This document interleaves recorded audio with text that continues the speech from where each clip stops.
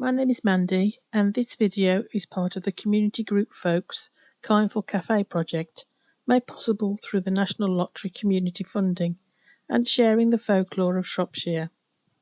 So today's video is all about the bees, and I'll show you how to knit a bee so you can create your own skep of bees.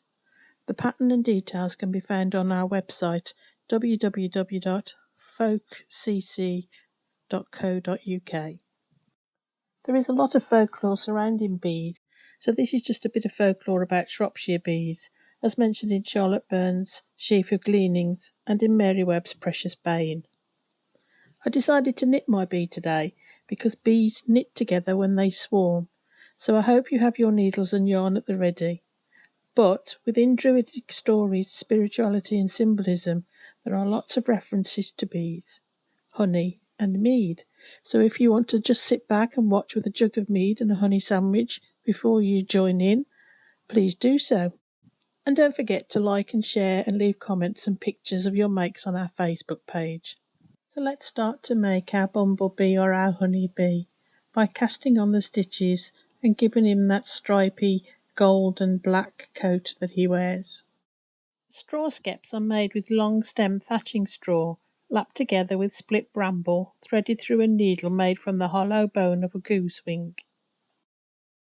Bee bulbs kept the skeps out of the rain and wind, and the stored heat of the sun warmed the stone, and this would help create a beneficial microclimate for the bees. Bowls would always be aligned to the east or the south to make the most of the sun. There are records of serfs and freemen alike paying for their rent, taxes and tithes only in wax and honey. The great estates would of course build their own bee houses in their own style to match their own house.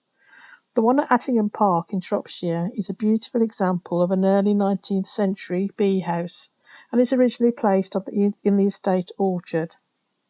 It's only one of two remaining Regency bee houses in the country. The position of the swarm is important. It's also mentioned in Charlotte Burns' book that if a swarm settles high on a forest tree, then it foretells of a high price for grain. If they knit on the ground, then it is a sign of bad luck. If they settle on dead wood or a bush close to the ground, it is a sign of death. If they settle on a wall of a house, then death will be in that house. And if they settle on a man's head, then his death is near at hand. So in Mary Webb's Precious Bane, she mentions telling the bees. And one Sunday in June, Prue's mother and father were getting a new skep together because the bees had swarmed low on a dead gooseberry bush. Mother said, "It be a sign of death." Little did they know what was to happen later that day.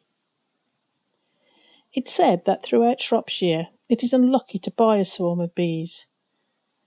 They should only be given, borrowed or exchanged for the usual price of a sheaf of wheat. If money is exchanged for bees, it must not be silver, it must be gold. Although Charlotte says her friend Dinah Shucker would have taken silver, gold or banknotes.